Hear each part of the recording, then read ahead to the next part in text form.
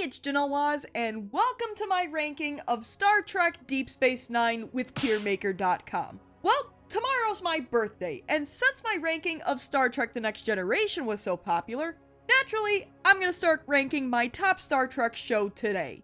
Happy birthday to me. Now, Deep Space Nine should be an interesting one for me to rank. I can already foresee a lot of the episodes ranking higher than TNG. Hey, it's a show I love, but it has quite a bit of mid-episodes. How comforting, number one. Granted, mid-episodes that I have fun with. But I feel like there are a lot of DS9 episodes that people really love that I'm kinda lukewarm on, so it should be interesting. If you thought my ranking of Conspiracy was spicy, buckle up. And of course, this is just my opinion where I talk about Star Trek episodes off the top of my head and rank them according to my preference. Usually how much I like them and if they're good episodes or not. So, requested by popular demand, we begin our journey to the edge of the final frontier. This is my ranking of Star Trek Deep Space Nine with TierMaker.com. It waits for you. Star Trek Deep Space Nine. But before I go further, make sure you subscribe to my channel. I talk a lot about Star Trek, video games, and whatever else I feel like talking about. And if you'd like to help support the channel, consider becoming a member. Be great to have you aboard.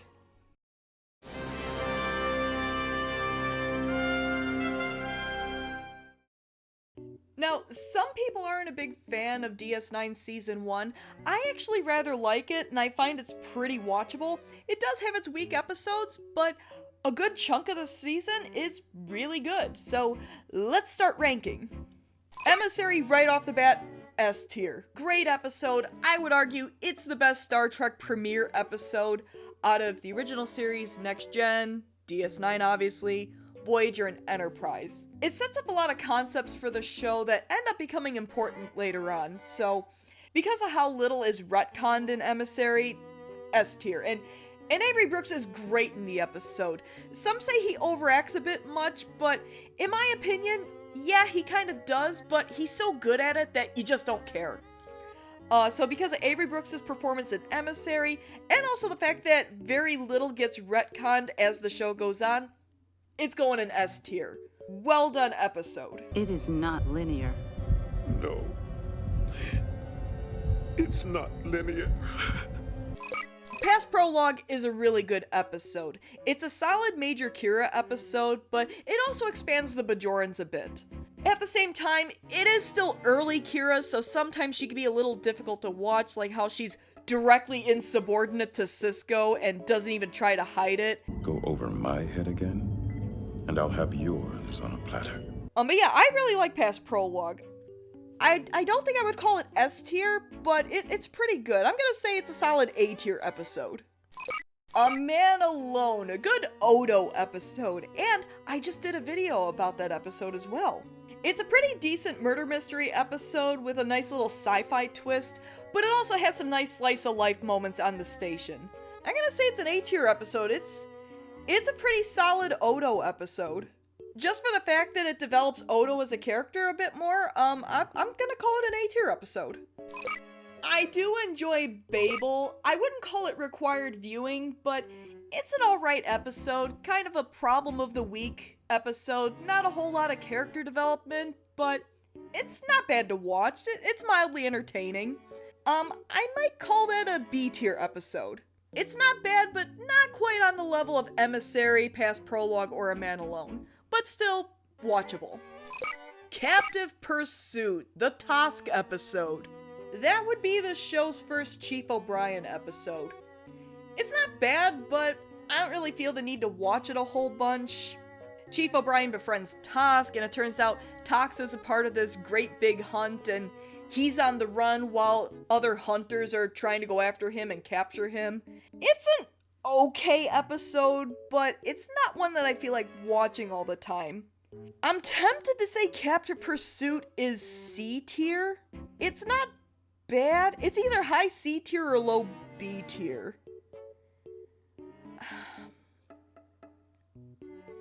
I'm gonna call it C tier. It's not a bad episode. I just don't think it's good enough for B tier. Q-less is pretty skippable.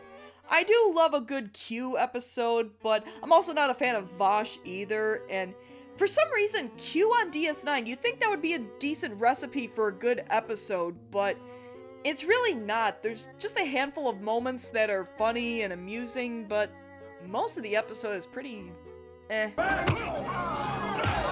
You hit me. Picard never hit me. I'm not Picard. I wouldn't call it D tier, but it's a low C tier episode. And maybe that'll change somewhere down the line, but for right now I'm gonna call it a low C tier.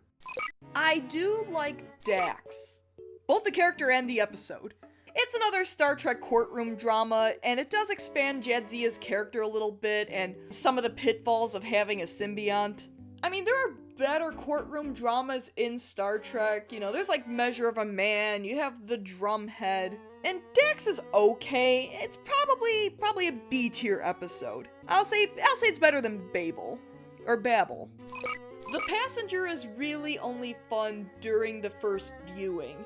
And even then, fun, I think, is a strong word. At the very least, during the first viewing, there's the mystery of, oh, what's going on? You know, there's this criminal Vantika that supposedly possessed somebody on the station, but everybody thinks he's dead, but he's really not. So there is a little bit of a mystery of, okay, who did Vantika possess or co-op, whatever you want to call it.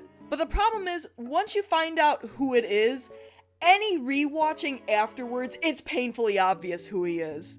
I might call that a D tier episode. Probably during the first viewing, it's closer to a C tier, but the rewatch value on it is very low.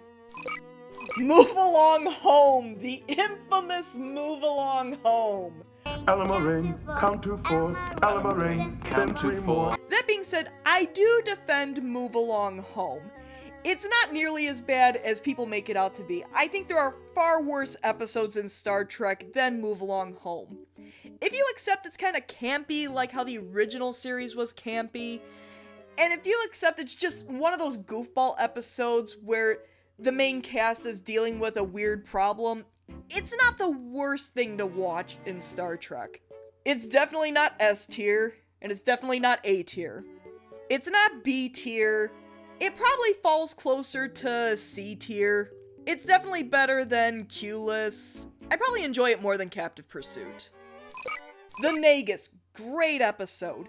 DS9 did very well by its Ferengi characters.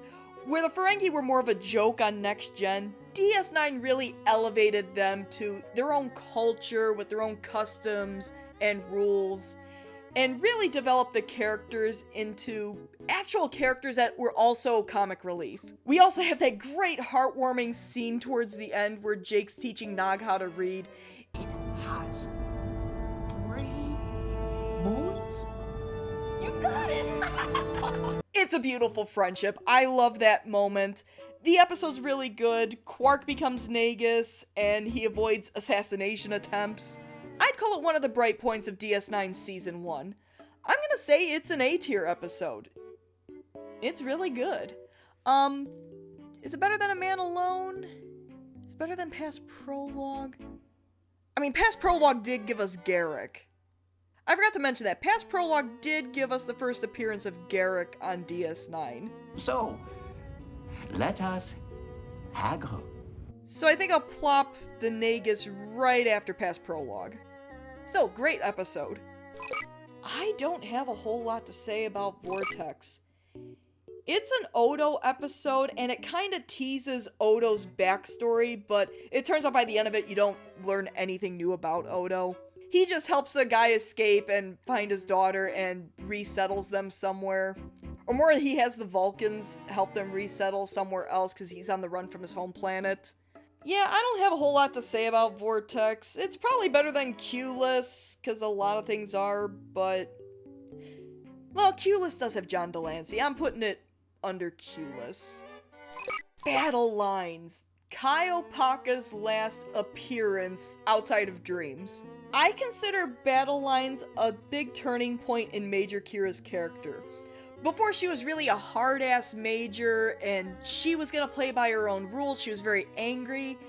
And Battle Line, she confronts a lot of what she had to do during the occupation to fight for her homeland, and how she feels massively guilty over it, and to the point where she thinks the prophets aren't gonna forgive her. I'm afraid the prophets won't forgive me. They're just waiting for you to forgive yourself. Her character takes a major turn. This is the first major turning point in Kira's character. The second one is in Duet, which is a little bit later in the season. But it's a pretty good episode just for the Opaka Kira moments. The rest of the episode is probably pretty B tier. It's the two groups of people fighting on the prison moon, and they can't die because they have microbes or... No, it's nanites. Yeah, they have nanites in them that, like, reanimate them every time they die, so they can't die, so they just spend all their time fighting now. I'll probably call it a low A tier episode. So I'll put it there. The Storyteller. Chief O'Brien talks to a scary cloud. That's it. That's the episode. We do get that nice B-plot of Jake, Nog, and the Bajoran girl, who's the leader of her little group of Bajorans. Where they're just acting like kids, teenagers. They're getting into hijinks. Nog plays a joke on Jake with Odo's bucket, and then Odo finds them, and oh no. The B-plot is probably the high point of that episode, but the A-plot's just kind of weird when you think about it. It's definitely a skippable episode. I might call it D tier. It's probably better than The Passenger. Come on, okay, there we go. The saving grace is the B-plot, but it's not enough to save this episode. I skip it almost every time it comes up in the lineup. I said there were two major turning points for Kira's character in Season 1. I wouldn't necessarily consider Progress one of them, but it is a really good Kira character building episode. She's trying to get this old Bajoran guy, Malabak, to move off this moon because Bajor wants to start drilling it so they can get extra energy to help move on from the occupation, but Malabak doesn't want to move because that's his home. And he's a very sympathetic character, and you can understand why Kira sympathizes with him, but at the same time, she has a job to do, and she does end up doing it. Cisco and Kira have that really nice moment where he points out that she was fighting for the underdog her whole life, but now she's on the other side. Pretty uncomfortable, isn't it? It's awful. It's one of those really good character building moments for Kira. You know what, it's a quiet episode. A lot of people might not put it in A tier, but I think it's gonna go in A tier for me. I would say it's even better than past Prologue. Even though Progress doesn't have Garrick in it, but it is a nice character building episode for Kira. If Wishes Were Horses is just weird. It's everyone's dreams are coming to life and they're trying to figure out what's going on. It's not one of those episodes I opt to watch a whole bunch. I'm okay with skipping it. Even like the weirdness isn't much of a draw for me. I'm gonna call it D tier. It's probably better than The Storyteller, cause I don't know, I suppose if you had me list the events of both episodes, I probably could tell you more about If Wishes Were Horses, but it ain't saying much. It's not the greatest episode. The Forsaken. Waxana comes on the station and hits on Odo.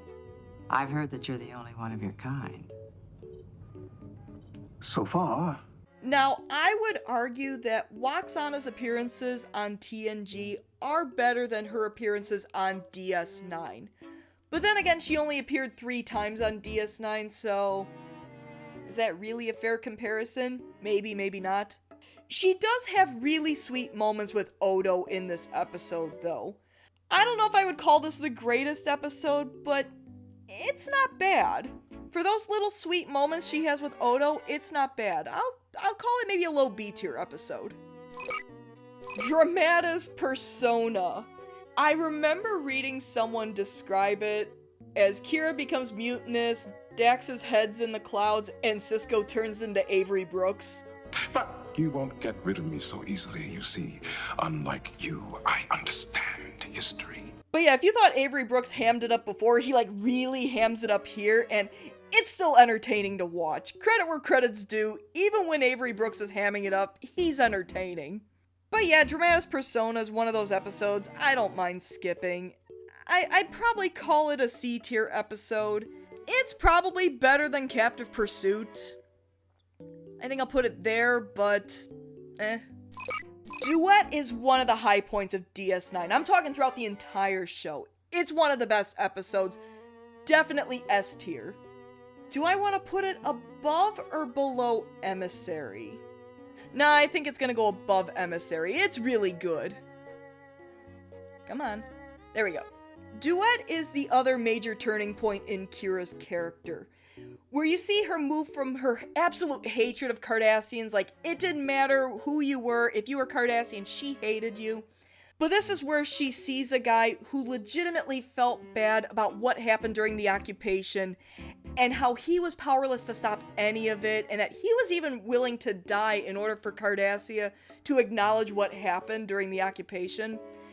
That she finally recognizes that, okay, this is a good man. There were good men during the occupation that saw all the horrible things that were happening and couldn't do anything about it. But that is necessary. Enough good people have already died. I won't help kill another. This episode works extremely well as a two-man play, and one of the things I argue DS9 does very well with is it can get into some really heavy subject matter, but it doesn't have to show you any of it. All you see in the episode is two people talking about the occupation and all the atrocities that happened, and it doesn't have to show you any of it. It's not graphic at all. It's all done within TV PG, and that is a sign of fine writing right there. Top-notch writing in Duet. One of the best episodes in DS9. I would even argue one of the best episodes in all of Star Trek. It earns its spot in S tier. I do think about covering In the Hands of the Prophets at some point on Treknalysis, because it's an episode that I think could have easily have been 5 minutes. So the whole deal is Keiko's teaching the scientific interpretation of the Bajoran wormhole, but Vedic Wynn, before she became Kai, comes in there and insists that Keiko teach the Bajoran religion's interpretation of the wormhole. So a good chunk of the episode is Keiko and Wynn feuding, and Sisko's like, hey, we're all allowed to have different beliefs on this station, can't we all just learn to get along? My philosophy is that there is room for all philosophies on this station. It's an alright episode. I don't know if I'd call it A tier. Because again, it is a little bit of a frustrating episode for me because it could have been 5 minutes long. But I think I'll call it a B tier episode. Maybe it's above Dax. We do get that great moment of Sisko jumping and saying, no!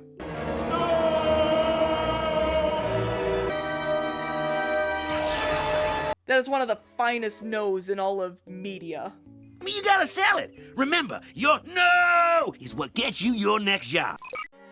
And that was Season 1 of Star Trek DS9. And yeah, there are a couple of weak episodes here and there, but there are some really strong episodes in Season 1.